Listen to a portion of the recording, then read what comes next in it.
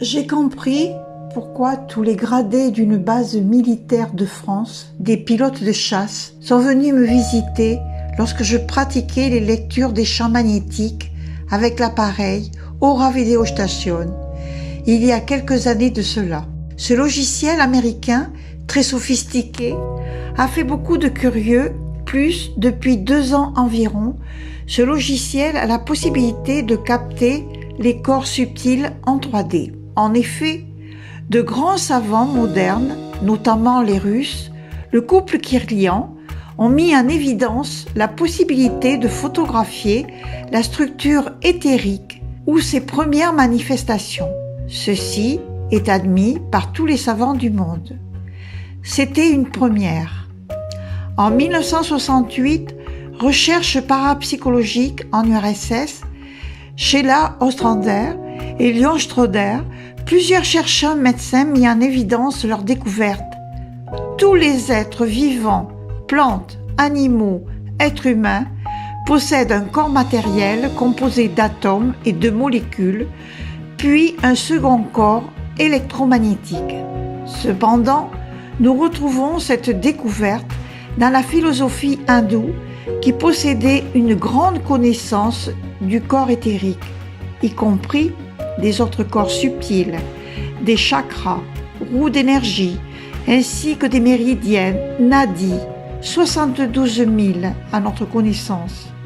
De même, les Chinois ont une même approche. C'est en 2017 que des chercheurs de l'observatoire Encala, dans les îles d'Hawaï, détectent un étrange objet qui traverse notre système solaire à une vitesse si élevée qu'il ne peut provenir que d'une distante étoile.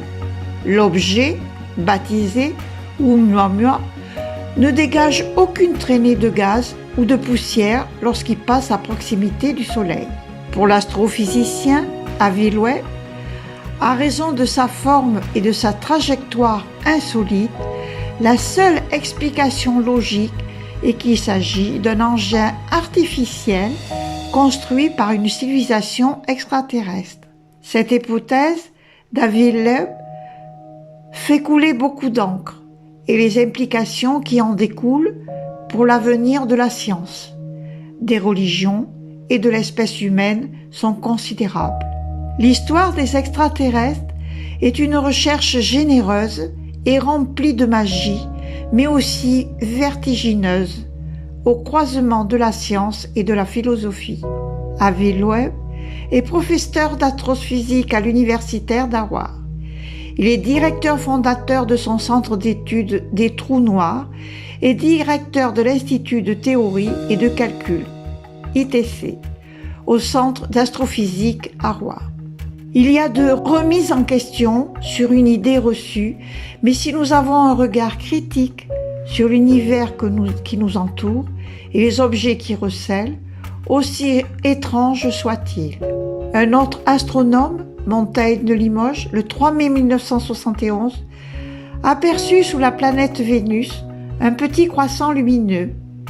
La nuit suivante, observant le même objet, celui-ci s'était déplacé vers le nord avant de disparaître lentement.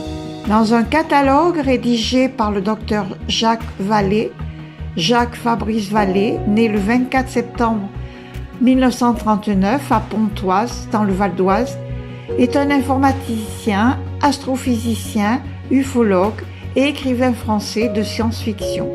Il indique que l'on recense 1247 cas de rencontres rapprochées, 700 cas d'atterrissage, sur ceux-ci 300 engins en état. D'autres engins, ayant une construction différente, pouvaient voguer dans les régions solaires, puis la région stellaire. Cette recherche nous permet de dire que les ovnis ont une capacité de transcender la matière, le temps et l'espace. À la littérature tibétaine, on y décrit aussi un aéronef interstellaire d'une forme de fusée ne descendant jamais sur Terre, mais restant en orbite, pouvant transporter plus de 1000 personnes. On pouvait l'apercevoir de la Terre. Certains scientifiques physiciens, tels que Vladimir Chemnitz et l'astrobiologiste Maxime Makarov, précisent aujourd'hui la présence de gènes extraterrestres au sein du génome humain. Ceci expliquerait le bond géant de l'évolution de l'humain.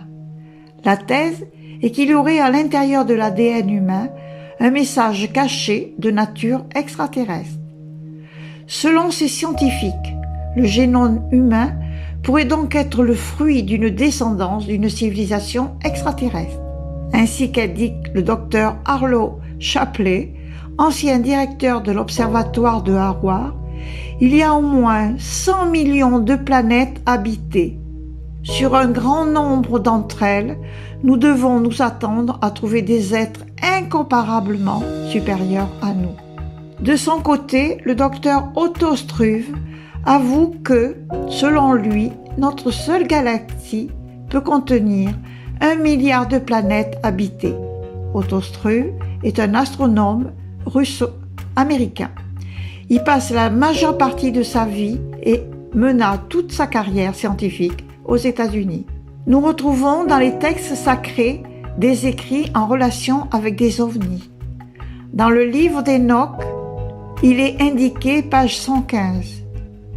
Et il arriva après cela que je vis une autre armée de chars sur lesquels étaient montés les hommes, et ils allaient sur les vents, de l'Orient et de l'Occident jusqu'au Midi. On entendait le roulement de leurs chars, et lorsque ce tumulte se produisit, les saints s'en aperçurent du ciel. La colonne de la terre fut ébranlée de sa base, et l'on entendit d'une extrémité du ciel à l'autre pendant 1 jour. Toi, Élie, qui fus emporté dans un tourbillon de feu par un char aux chevaux de feu. Ecclésiastique 48:9, Bible de Jérusalem. Le char d'Ézéchiel apparaît et est appelé Merkaba en hébreu. Il est assimilé à un tourbillon de feu. Est-ce le feu de la sagesse illuminante de l'âme ou le feu irradiant d'un ovni? Les textes sacrés des traditions hindoues les plus connues nous parlent d'engins volants appelés Vimana, tels que le Mahabharata, le Ramayana, le Bhagavad Purana. Le Vimana, ces Vimana ou véhicules aériens sont décrits avec une grande précision, mais aussi avec différentes races d'êtres ressemblant aux humains. Ces êtres, j'ai pu rencontrer en Arizona sur une montagne nommée le chakra du cœur. Ils étaient très grands, filiformes, très fluides, bleutés, presque transparents. Il semblerait que dans cette tradition hindoue, les histoires des Vimana sont associées aux dieux. Sans doute, faut-il des compétences particulières ou en tant que pilote, élevé spirituellement pour piloter ce genre d'engin? Pline l'Ancien rapporte en l'an 653, après la fondation de Rome, qu'il a vu un bouclier très étincelant traversant le ciel. Un autre, la revue Historia, numéro 46 de 1976, donne de nombreux exemples d'observations d'anciennes. Par exemple, le 27 octobre 1180, un objet semblable à une nacelle en terre vole au-dessus d'une montagne de la province de Ku, Japon. Il glisse en ligne droite, puis subitement change de direction et disparaît à l'horizon. Il laisse des traînées lumineuses. Ceci veut dire en termes plus clairs que les ovnis ont toujours existé, quelles que soient les civilisations que la Terre ait connues. Selon Satya Sai Baba, ce sont des engins extrêmement confortables. Dans le Ramayana, nous avons quelques explications. Vaste baie vitrée installée sur le pourtour de l'appareil et permettrait aux voyageurs d'admirer le splendide paysage indien. Je me souviens que dans les années 1995, je me trouvais à l'ashram de Sai Baba dans l'Inde du Sud, exactement à Puttaparthi. Ce souvenir est toujours aussi vivant et vivace, même quelques années après. Cette aventure, ou plutôt cette expérience, en conscience, paraît à la fois loufoque mais véritable. En effet, nous venions de nous installer pour dormir, il était 10 heures du soir. Mes yeux étaient grands ouverts, j'étais dans la détente, pré-sommeil, lorsqu'apparut à côté de moi Sai Baba. Nous savons aussi que lorsque nous sommes dans le pré-sommeil, nous sommes dans les ondes θ. Sai Baba, je le vois souvent devant moi. Par exemple, en 1992, il se matérialisait en direct dans ma chambre, du pied de mon lit, avec un lotus dans les mains, et me dit « Sois dans la paix ». Alors, en 1995, il me dit « Est-ce que tu veux savoir comment se déroulent les activités dans cet ashram ? Est-ce que tu veux que je t'emmène visiter Sirius ?» Le dialogue était télépathique. Et je lui ai répondu de la façon télépathique « Oui ». Il me toucha au niveau du troisième œil avec son doigt de lumière, parce que je vis que de la lumière à ce moment bien précis. C'est comme si un voile se déchirait, ou plutôt s'ouvrait. Je me trouvais sur un autre plan, pour sûr. En conscience, je le suivais. C'est comme si nous étions transportés d'un point à un autre, plus vite que la vitesse de la lumière. Et dans l'espace d'un éclair, nous nous trouvions sur Sirius. Sai Baba m'expliquait le déroulement d'un darshan, tout en le voyant avec mes yeux et en conscience. Dans le déroulement du darshan, chaque être qui se trouvait là, assis par terre, était accompagné d'un être subtil, venant de Sirius ou d'ailleurs, selon l'ouverture de la conscience de chaque personne. Sai Baba savait tout de la personne, vie présente, vie passée, et ceci pour tout le monde. Il y avait certaines fois 1000 à 5000 personnes. Puis, il m'amène à l'endroit où son véhicule subtil se posait et d'où il partait lorsqu'il visitait certaines planètes. Il pouvait se déplacer dans toutes les planètes de notre système solaire et même au-delà, Mercure, Vénus, Mars, Lune, Jupiter, Saturne, Uranus, Neptune, etc. Sai Baba me dit qu'il habite pas ou peu dans son ashram. Je ne viens que pour les cérémonies uniquement. Puis il me montra, et le souvenir que j'ai, les yeux des êtres que j'allais rencontrer dans le futur, venant de Sirius ou de Shambhala, c'est-à-dire des dieux ou déesses ou demi-dieux, mais surtout des maîtres spirituels incarnés. Et que pour que je m'en souvienne parfaitement, il a fait un zoom, c'est-à-dire un gros plan sur leurs yeux pour que cela reste gravé dans ma mémoire. Il me précisait « Tu te souviendras en voyant leurs yeux particuliers que tu ne peux pas les oublier. » Cet espace est un endroit ouvert dans l'ashram, mais non bâti. Mais personne ne peut le voir à moins que Sai Baba ne le permette. Le lendemain, physiquement, je cherchais et reconnus l'endroit exact qu'il m'avait montré. Il y eut bien d'autres événements dans cet ashram qui m'est arrivé et c'est lié aux êtres d'autres dimensions. Un darshan d'un maître spirituel est une bénédiction.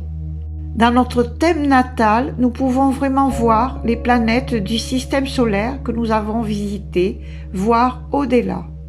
Et puis, cette surprise, en montant à la grotte d'Aranuchala en 1998, j'ai compris beaucoup plus tard que cet endroit était très habité sur le plan subtil, en lisant Aranuchala, la montagne de Shiva, édition Les Deux Océans, Paris 1996.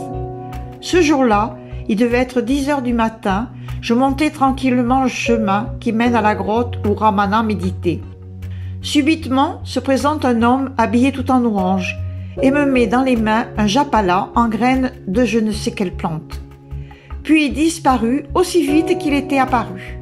Et c'est en lisant ce livre que je découvre que la colline d'Aranuchala est habitée subtilement et concrètement par des saints. Sri Ramana Maharshi, plusieurs fois, confirmait que les Siddhas vivaient invisibles dans le cœur de cette colline et qu'ils apparaissaient la nuit dans leur corps de lumière ou se matérialisaient le jour par leurs nombreux pouvoirs des siddhis qu'ils avaient développés en pratiquant leur sadhana. Sans doute, l'inconnu que j'ai croisé en faisait-il partie. Et c'est ainsi, 26 ans après, que je prends conscience que j'étais déjà en lien avec ces êtres bleus, extraterrestres ou intergalactiques. La présence des ovnis dans les mythes anciens est une réalité indéniable. Je ne suis pas une spécialiste en ufologie et des ovnis, mais je suis persuadée qu'il y a des intelligences lumineuses sur d'autres espaces intergalactiques ou galactiques ou dans l'univers. Je pense que nous venons sur la Terre pour nous perfectionner afin de pouvoir entrer en contact avec ces autres entités lumineuses qui ont un état vibratoire supérieur au nôtre. Pour moi, l'évolution n'a pas de fin. Elle est en perpétuel mouvement, à jamais et pour toujours. J'ai toujours été étonnée des communications subtiles que l'on pouvait recevoir et étonnée que les personnes décédées pouvaient nous contacter et aussi étonnée que les femmes déesses par excellence étaient si maltraitées alors qu'elles sont représentantes à part entière de Dieu sur la terre. Il est urgent qu'elles reprennent leur souveraineté. Avons-nous eu des visites d'extraterrestres ? Je réponds oui, et ceci depuis toujours.